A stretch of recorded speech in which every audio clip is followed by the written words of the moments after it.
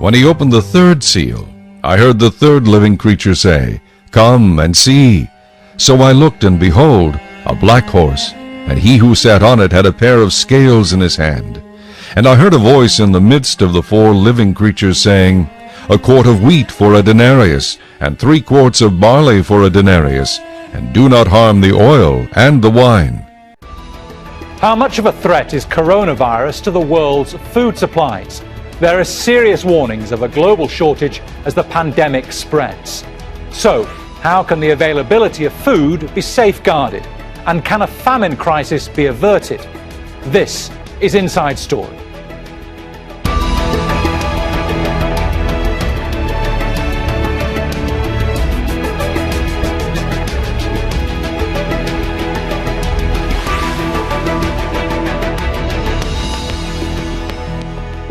Hello, welcome to the programme. I'm Bernard Smith. Widespread famines of biblical proportions.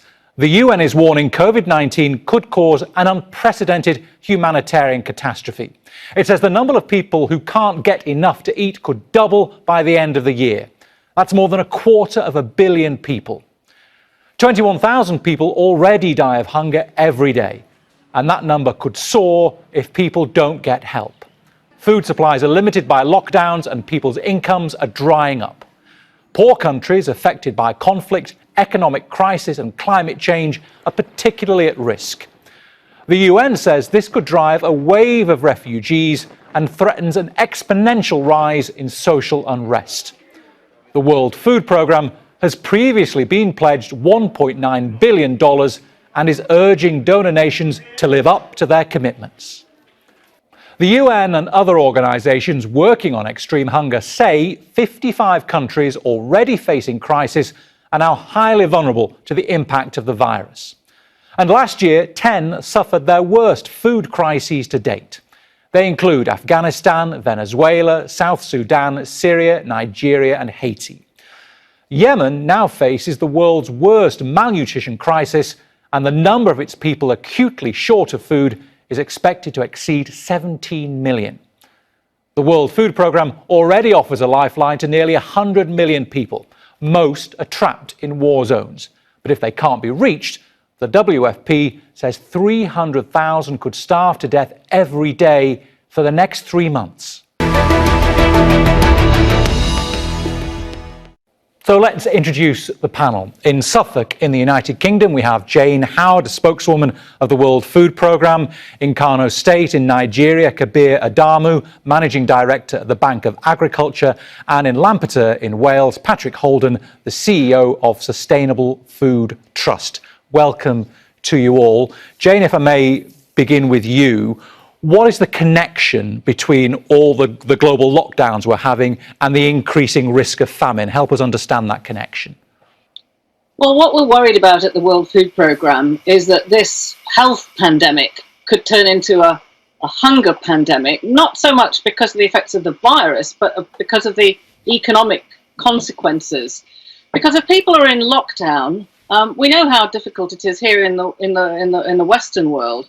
But if you're in a country where you really need to work as a day labourer to get the money to earn the food for that night's dinner, you're going to be in a really difficult situation. I mean, people are really living hand to mouth. And whereas we're looking at our store cupboards and thinking, oh dear, what ingredients am I going to use?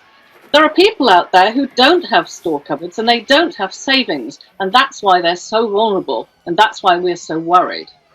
Kabir, that's particularly something that's relevant to Africa, to Nigeria. What is the risk of all these increased lockdowns on then producing famine?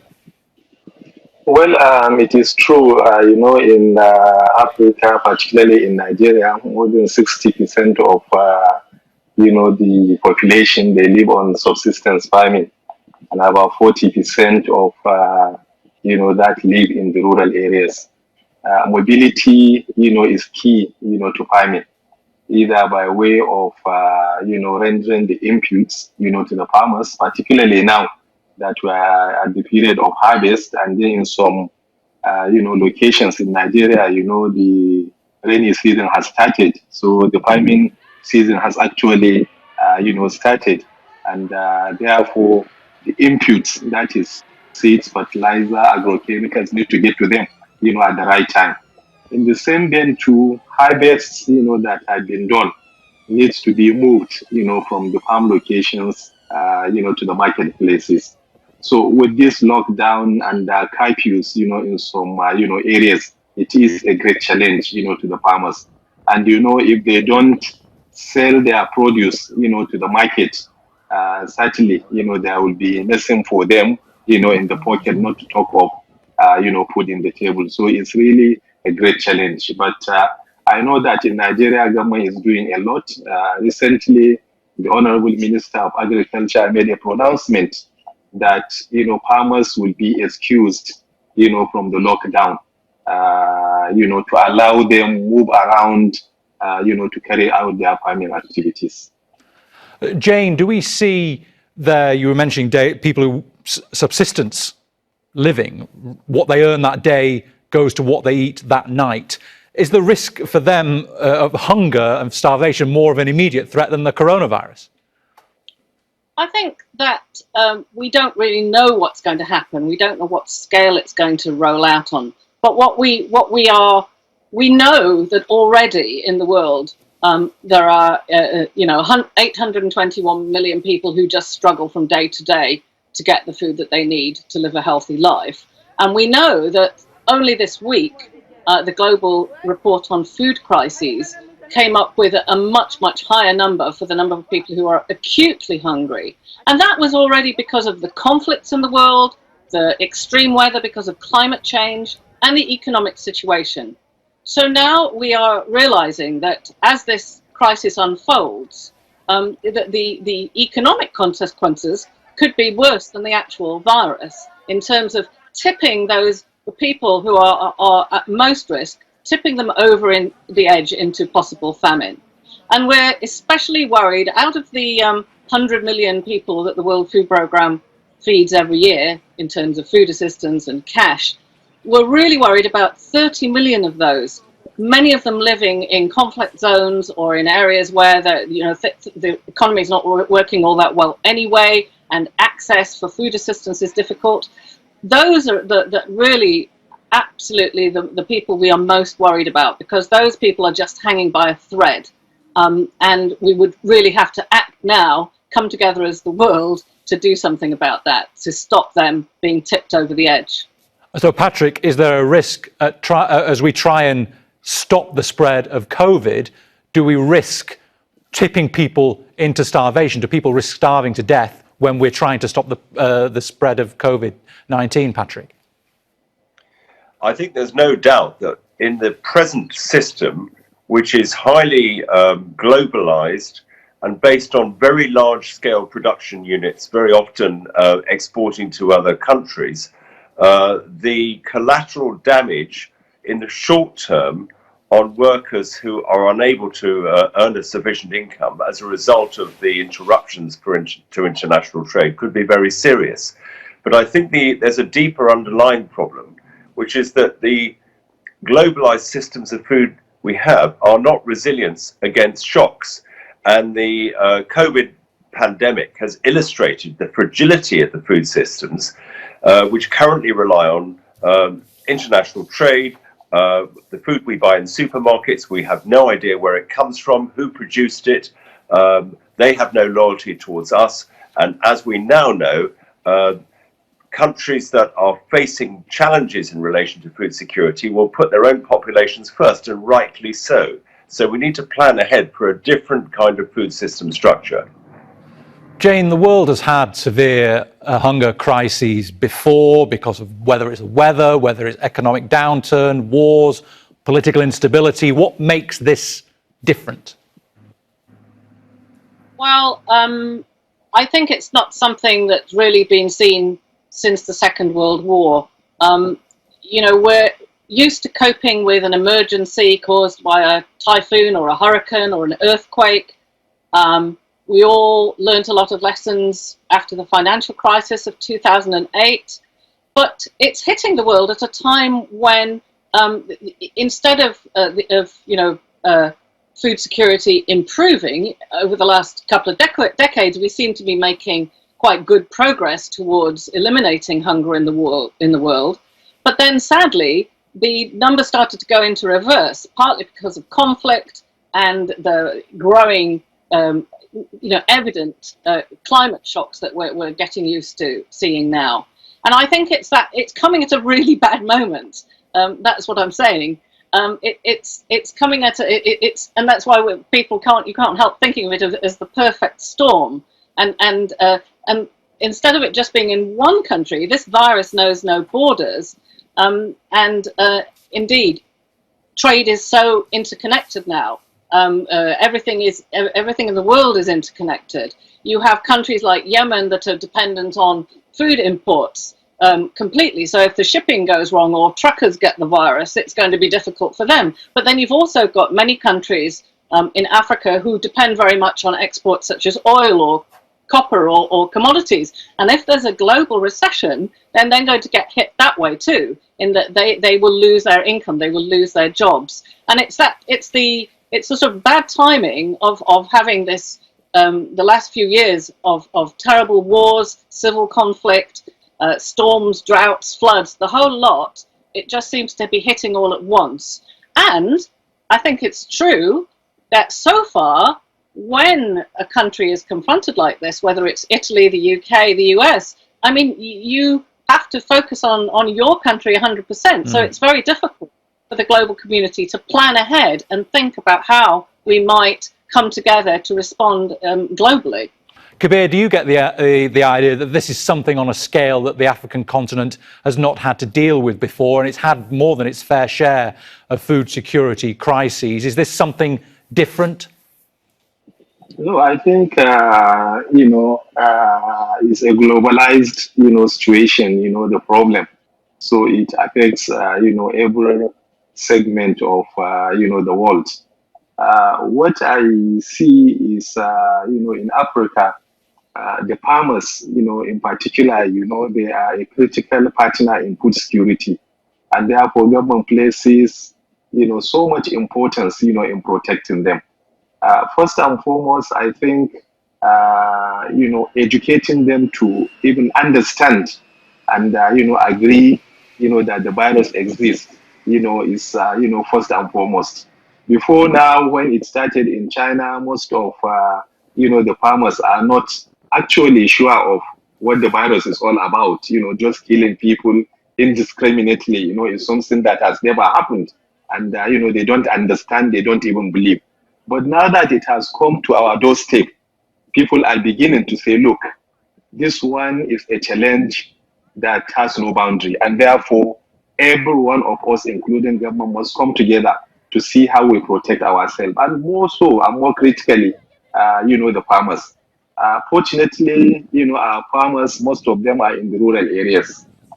There are people that, are not, as enlightened, or they are not people that, socialized, so much as people in the urban areas.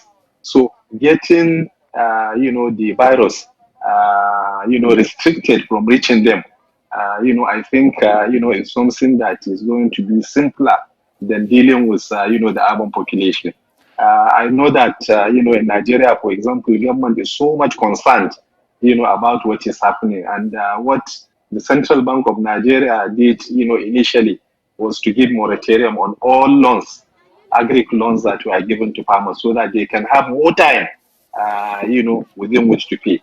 Again, interest rate, was cut down by more than 3 digits, all in an effort to motivate and, make the farmers, strong. And then there are so many other stimulus package, that the government has put in place.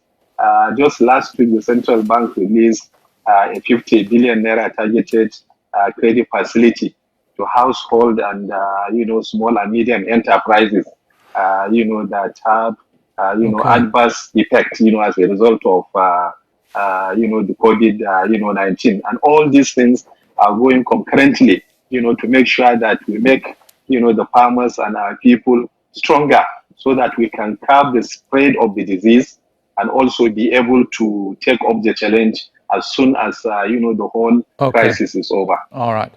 Patrick, is this a problem those in the developing world can say, those in the developed world can say, well, it's not our problem, it's not going to affect us, this is the sort of thing that only affects Africa and Asia, or is there a risk to the developed world from food shortages elsewhere? It seems to me that this is a challenge for every single country on the planet, regardless of whether we're a so-called developed country or a developing country. The challenges will be different, but nevertheless, we need to respond in a rather similar way, because the first and foremost requirement of every nation is to maintain its own food security. And it can best do that by ensuring that as great as possible a percentage of the staple foods, the foods that that nation can grow easily and consume on a daily basis, are produced and consumed in that country. And what we have done during my farming lifetime is moved away from that approach towards a globalized system where people are incredibly vulnerable to sudden interruptions. Of course, this happened during the Second World War, but it hasn't happened on this scale since. And I think, just to take the example of an African nation that I visited a few years ago, Zimbabwe, which during the Mugabe time didn't really get much access to food aid for political reasons. And in southern Zimbabwe, the villagers there were reliant on the traditional food systems, which are remarkably resilient because they were diverse, they didn't need pesticides and fertilizers, and they managed their food systems in a traditional way. And it seems to me that all over the world, we need to regard this as a wake-up call to move back towards less centralized and more decentralized food systems, and redesign the distribution from the farm to the final consumer in an appropriate way. This is a need for every nation on the planet, as I said. Jane, should we be going down this more decentralized route, or does that run the risk of some countries introducing protectionist measures? Well, I think Patrick is exactly right that, you know, the food system now is global and it's all interconnected. And I think that actually we may find that people living in rural areas are better off than those living in urban slums. If you think about, you know, slums, and the kind of living conditions that many people, the poorest of the world, are facing, you know, they don't have the measures that you would use to stop the virus, hand washing and social distancing, are just very, very difficult. They don't necessarily have clean water to cook their food with. But I'd just like to come back to, you know, the example of Nigeria. I think it's very, very interesting to hear how the Nigerian government is really working to set up some kind of safety net and educate people and inform people as to what's going on. And for example, the World Food Programme, we're already acting to protect the people that we are helping already. And in Nigeria, we're helping about a million people a month. And what we're doing is sort of buying up food and giving people 2 months, or if in some countries 3 months supplies in advance, so that they can just get through these next few weeks and weather the storm. Because you know, we don't know what's around the corner next, but we've got to be ready as far as we can in terms of the humanitarian response, setting up an infrastructure, recognizing that in many places there are no airlines running anymore, so we need to be able to fly in, help the World Health Organization, help other NGOs, help other governments fly in medical supplies. I mean, already since January, we've sent airlifts of medical kit and personal protection equipment to 86 countries. But you need an actual sort of infrastructure to set up the emergency response, to just get us through the next few months, and then have those safety nets, whether it's school meals for children, that now we're having to look at giving children, families takeaways because there's nobody in school. So it's like a classic emergency response, which is multiplied, and we have to live with the food system that we've got at the moment, and that is completely interconnected and globalized. And Kabir, if things weren't bad enough already, we have the UN's Food and Agriculture Organization warning of new swarms of locust in East Africa. They'd already suffered with that earlier on in the year. There are now more on their way, and that's the way they deal with that is being affected because it's not possible to spray pesticides apparently or get them into the country. So how will that new outbreak affect food security there as well? Well, like I said, the lockdowns and, the curfews are creating so much, problems that, government and, stakeholders have to, sit down and look at, to confront them, head on so that we can find, a solution, to it.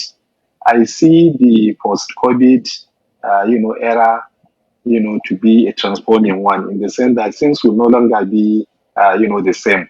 The smallholder farmer, for example, has suffered, a lot.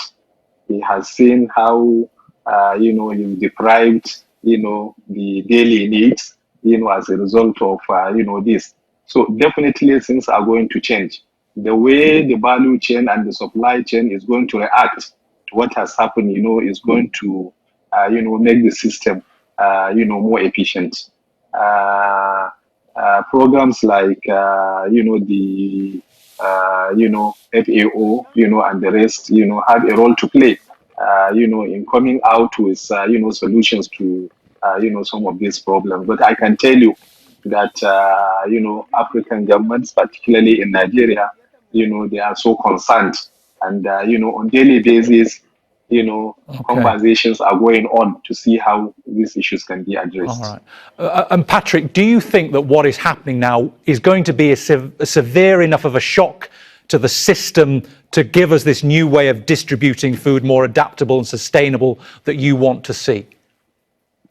I hope so, because I think this is a fork in the road. It's one of these moments when we can either continue on the road we've been going down for the last few decades, which is persuading so-called developing countries to develop export markets for commodity food, often not very well paid for, quite low prices, to the developed countries such as the US and the UK and Europe, where there are markets for these foods, often at the expense of the food security of the exporting nation, and I would argue at the expense of the environment and the planet.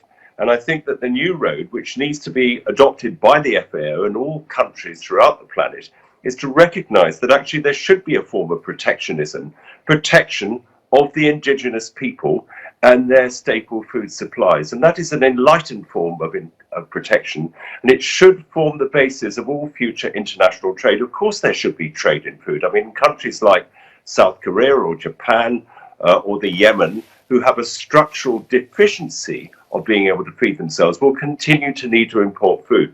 But as a general principle, we should be as food secure and resilient as we can, nation by nation, region by region, and we need policies to encourage that, including the new trade deals which are going to come, for instance, in my country after Brexit. It shouldn't be a matter of just unfettered international trade. There should be restrictions. Okay, well, unfortunately, we are out of time, ladies and gentlemen, but thank you very much to all of our guests, to Jane Howard, to Kabir Adamu, and to Patrick Holden, and to thank you too for watching. You can see the programme again anytime by visiting our website, aljazeera.com. And for further discussion, go to our Facebook page. That's facebook.com/AJ Inside Story. You can also join the conversation on Twitter. Our handle is @AJ Inside Story. From me, Bernard Smith, and the whole team here, bye for now.